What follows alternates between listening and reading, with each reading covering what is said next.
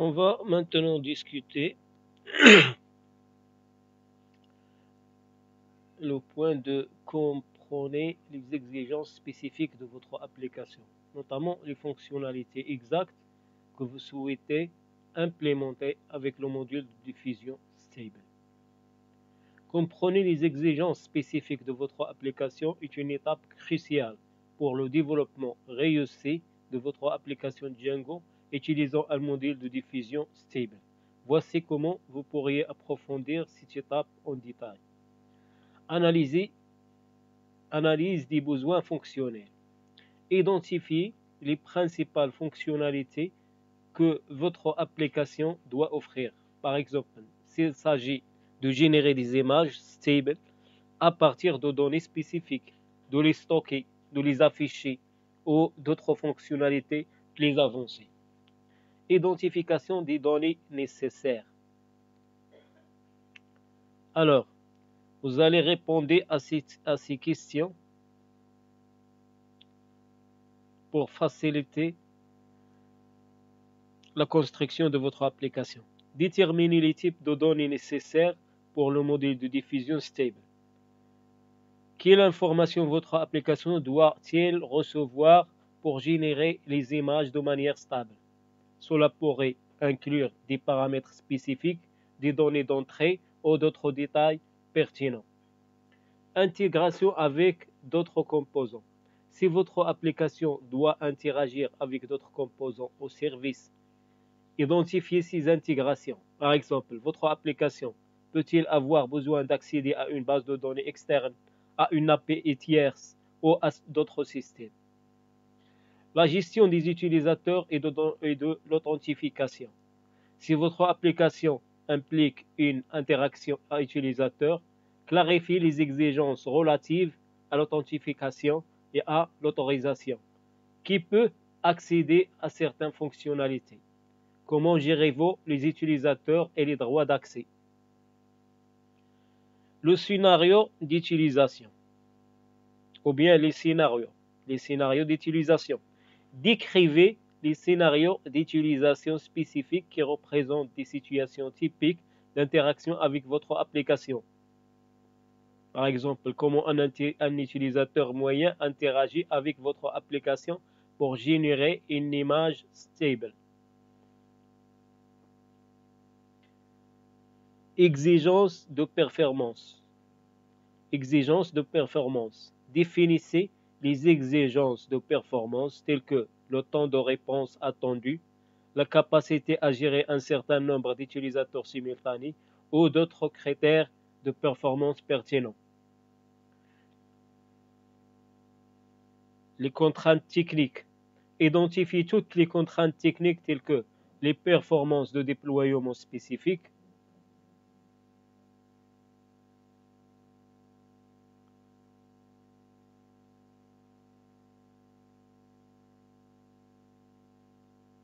un instant.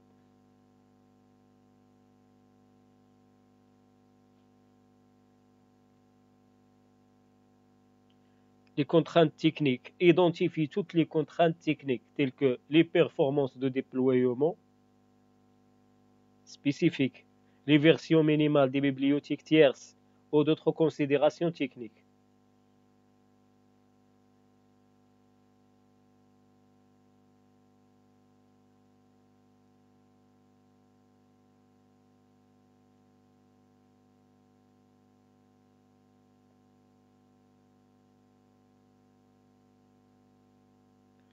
La gestion des erreurs et des exceptions.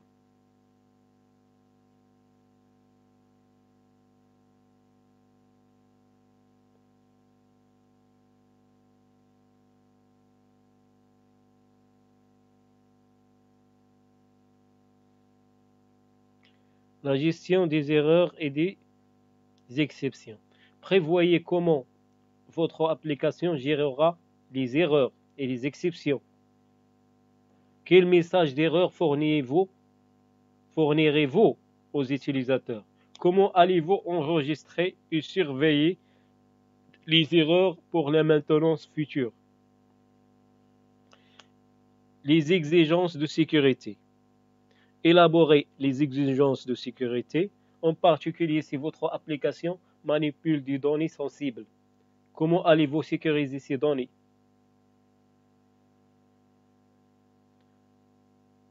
En transit et au repos. Quelles mesures prendrez-vous pour vous protéger contre les attaques potentielles? Compatibilité et extensibilité. Envisagez la compatibilité avec d'autres systèmes et assurez-vous que votre application est extensible pour prendre en charge de futures versions, de futures versions ou bien des futures évolutions.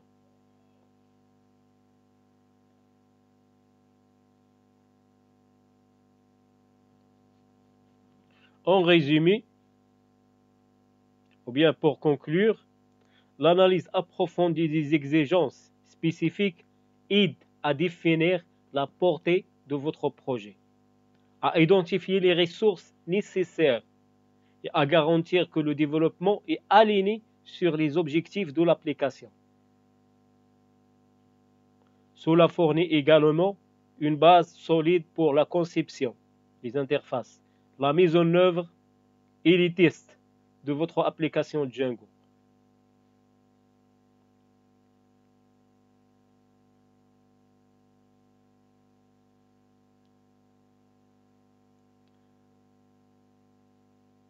On va maintenant vers le deuxième point,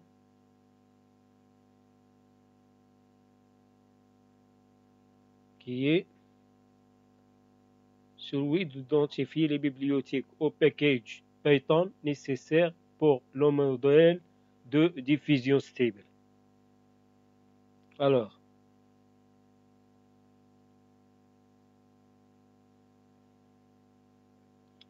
identifier les bibliothèques ou packages Python nécessaires pour le modèle de diffusion stable est une étape essentielle pour s'assurer que votre application Django fonctionne correctement. Voici comment approfondir cette étape en détail. La compréhension des modèles de diffusion stable. Analysez en détail les caractéristiques et les exigences du modèle de diffusion stable que vous avez l'intention d'utiliser. À cette étape-là, il faut choisir le modèle.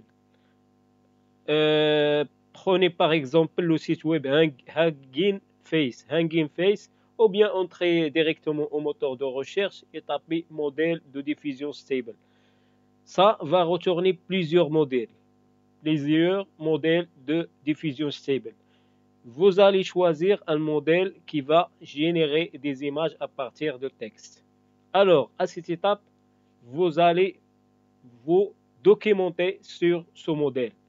Quels sont les paramètres qu'il demande, comment l'intégrer dans votre application, ainsi de suite. Alors, analysez en détail les caractéristiques et les exigences du modèle de diffusion stable que vous avez l'intention d'utiliser dans votre application.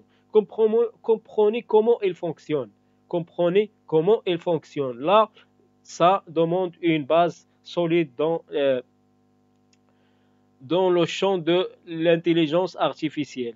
Comment ils sont construits, comment ils ont construit ce module, le dataset, comment ils ont traîné ce module, quelles sont les dépendances et quels sont les formats d'entrée et de sortie qu'il prend en charge. La recherche documentaire.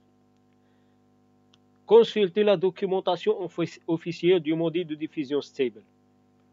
Cette documentation peut fournir à vous des informations essentielles sur les bibliothèques Python nécessaires, les exemples d'utilisation, par exemple PyTorch, et les meilleures pratiques pour intégrer le modèle dans une application Django.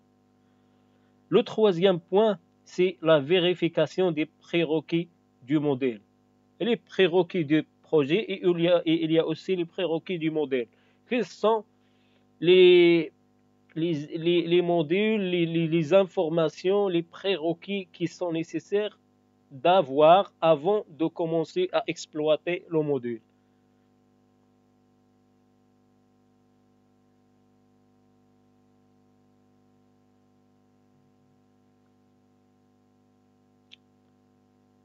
Assurez-vous de comprendre les prérequis spécifiques de votre modèle. bien comprendre les prérequis spécifiques du modèle de stable diffusion que vous avez choisi.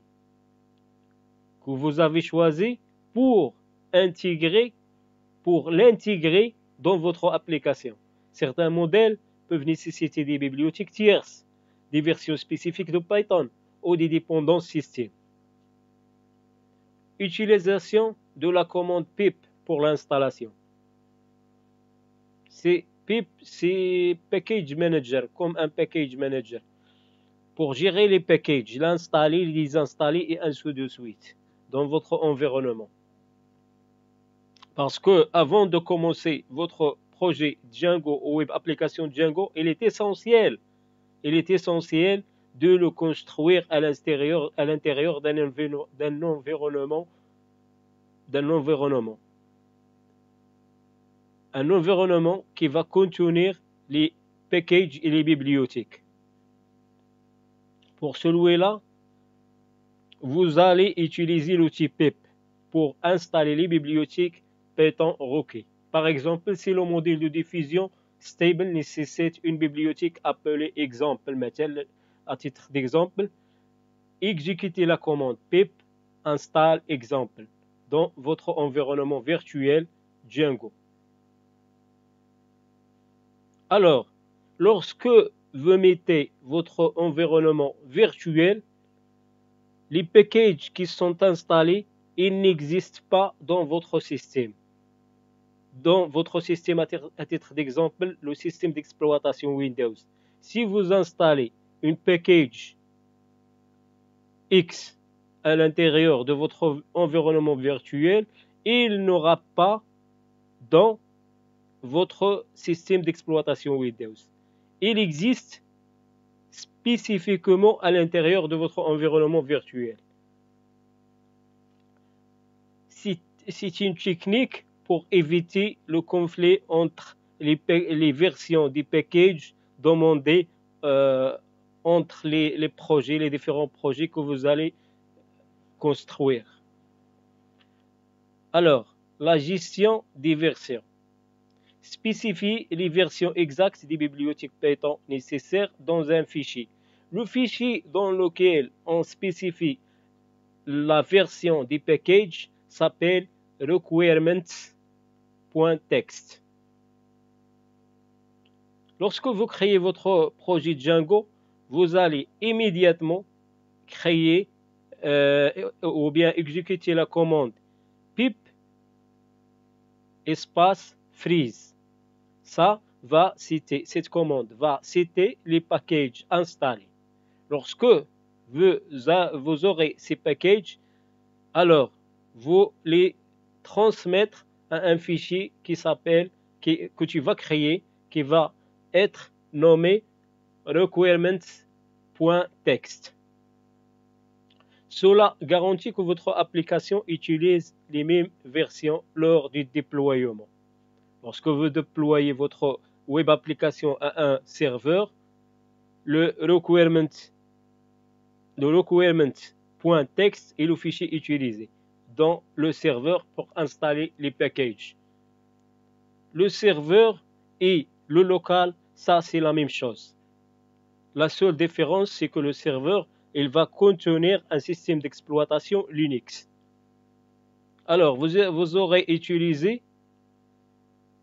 vous allez utiliser une command line. L'utilisation de virtual env ou pipenv. Pour créer un virtual environment, vous allez utiliser soit l'outil virtual env ou bien pipenv ou bien vnv. Ça aussi vous servira pour construire votre virtual environment. Pour isoler les dépendances de votre application Django. Cela évite, comme on a déjà dit, les conflits entre les versions de bibliothèques utilisées par différentes applications. La vérification de la licence. Vérifiez la licence des bibliothèques que vous utilisez pour vous assurer qu'ils sont compatibles avec votre application. Certains modèles peuvent avoir des licences spécifiques qui nécessitent une considération particulière. Les tests et les validations.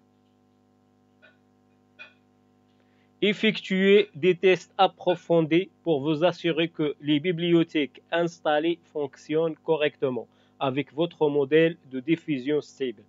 Créez des cas de test qui couvrent différentes situations d'utilisation. Considération de déploiement. Pensez aux exigences de déploiement. Par exemple, si votre application doit être déployée sur une plateforme spécifique, assurez-vous que les bibliothèques sont compatibles avec votre plateforme. Alors, le dernier point, c'est de mettre à jour votre veille technologique. Restez à jour avec les mises à jour et des bibliothèques que vous utilisez. Certains modèles de diffusion stable évoluent rapidement et les mises à jour peuvent apporter des améliorations de performance, des corrections de bugs ou des fonctionnalités nouvelles. Documentation interne. Documenter toutes les bibliothèques. La documentation interne, ça veut dire quoi? Ça veut dire que votre code doit contenir la documentation. On a déjà cité ce point. Alors, documenter toutes les bibliothèques et packages utilisés ainsi que les versions spécifiques. Dans votre documentation interne, cela simplifie la maintenance future et la résolution des problèmes.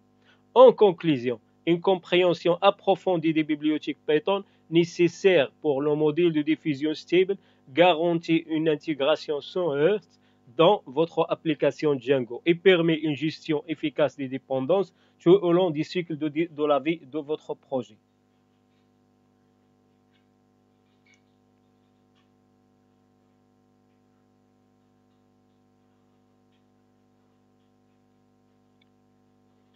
Alors, le troisième point.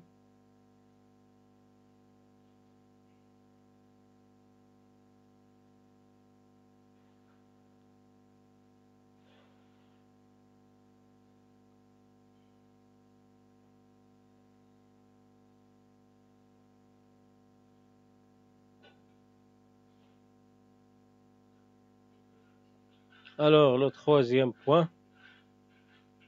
La conception du modèle de données Django pour stocker les informations nécessaires à la diffusion stable et les images générées hors ligne dépendra fortement des exigences spécifiques de votre application. Ou qui dépend fortement des exigences spécifiques de votre application. Alors, on va mener là une discussion détaillée accompagnée d'exemples de cas d'utilisation pour illustrer le processus. Identification des entités principales. Identifiez les principales entités de votre modèle de données dans le contexte de la diffusion stable et des images générées hors ligne. Cela pourrait inclure des éléments tels que les utilisateurs, les paramètres de diffusion, les images générées. Utilisateurs et authentification. Si votre application a des fonctionnalités d'utilisateur, concevez une entité pour stocker les informations liées aux utilisateurs. Utilisez éventuellement le modèle d'utilisateur intégré de Django ou étendez-le en fonction des besoins. Il y en a un modèle qui est intégré à Django qui concerne les utilisateurs. Là, c'est un modèle qui est déjà existe en Django. User. Il s'appelle User. On va le mettre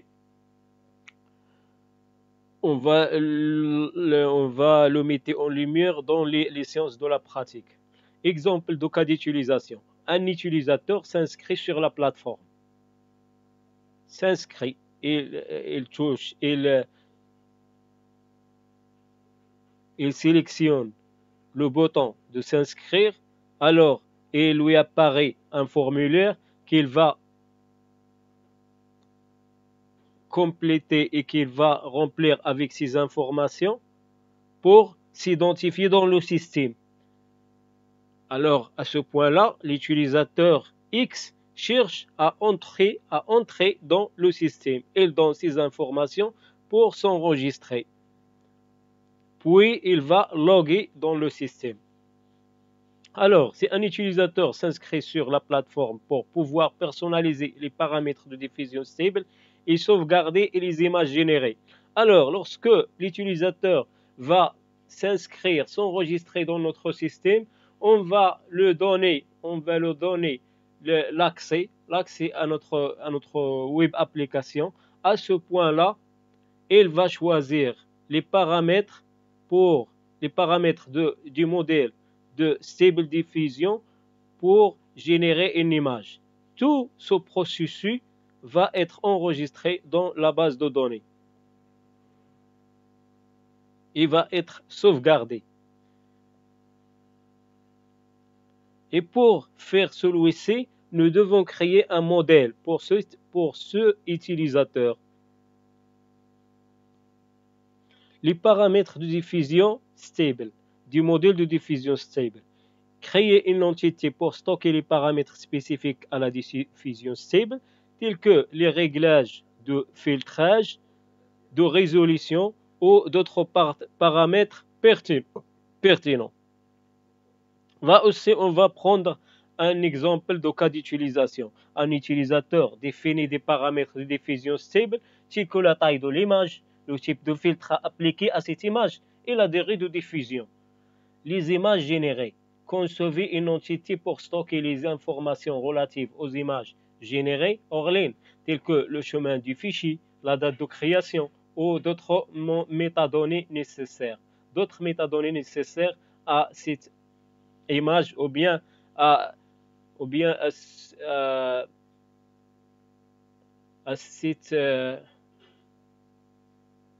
ce processus qui mène l'utilisateur pour générer des images à partir de votre web application. On va prendre là un exemple de cas d'utilisation. Après avoir configuré les paramètres de diffusion, un utilisateur lance une diffusion ou bien lance une génération.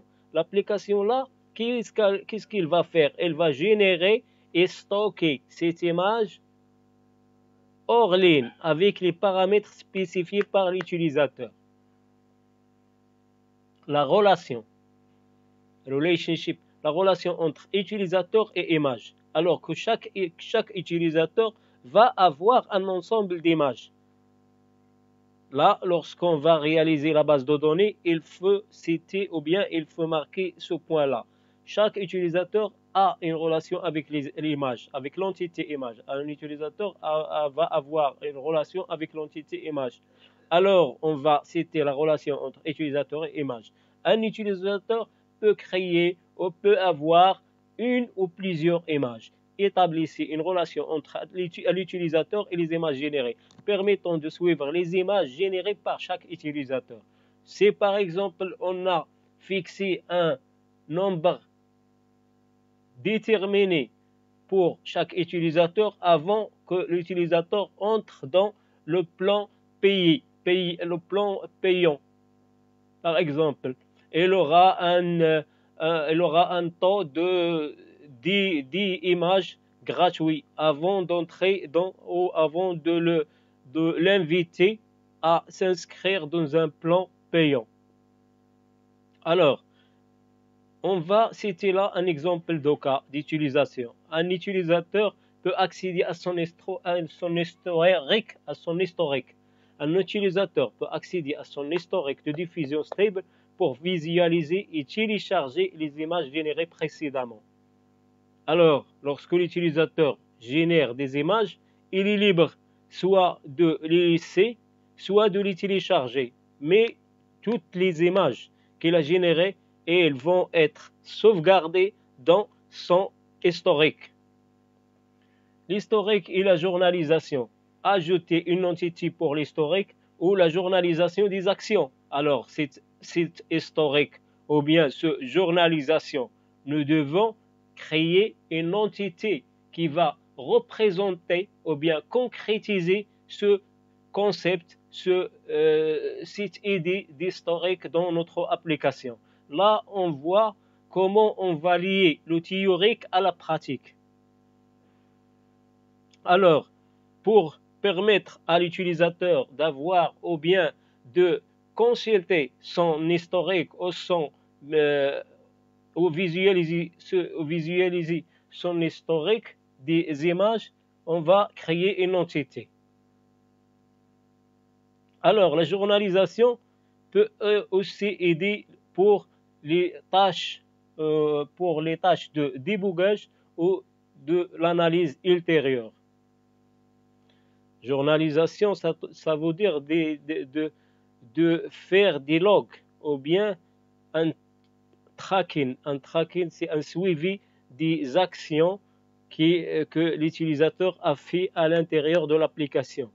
Une trace qui va nous permettre ultérieurement de diagnostiquer les erreurs de l'application, les failles ou bien les modifications à faire à cette application. On veut de l'améliorer.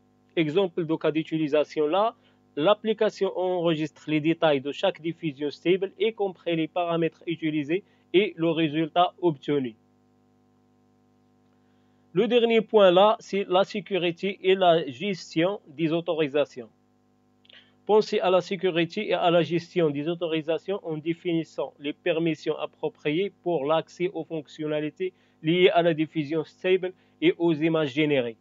Les exemples de cas d'utilisation, seuls les utilisateurs authentifiés ont le droit de lancer une diffusion stable. Authentifiés, ça veut dire qu'ils sont enregistrés, puis logués par les mêmes informations qu'ils ont entrées auparavant lors de l'enregistrement. Alors que ces utilisateurs, s'ils sont authentifiés, ont alors le droit de lancer une diffusion stable, tandis que tout le monde peut accéder aux images générées publiques. Optimisation pour les performances. Si votre application gère un grand nombre d'images, envisagez des mécanismes d'optimisation tels que la pagination des résultats.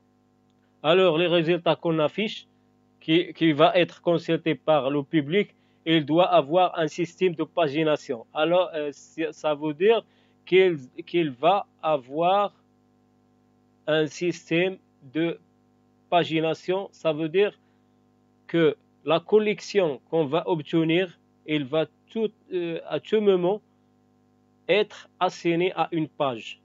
À titre d'exemple, chaque page va contenir 12 images.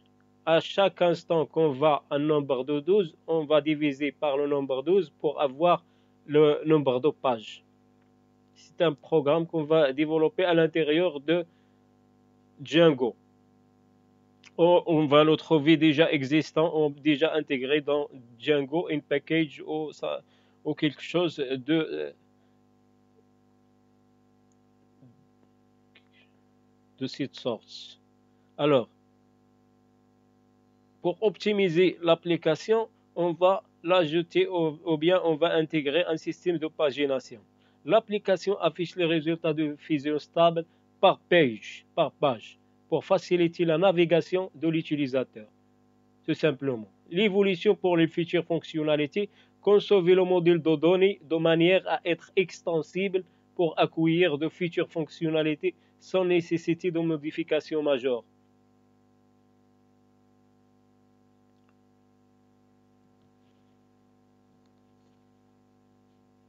Là, l'idée est claire. Il faut développer l'application de manière abstraite, sans être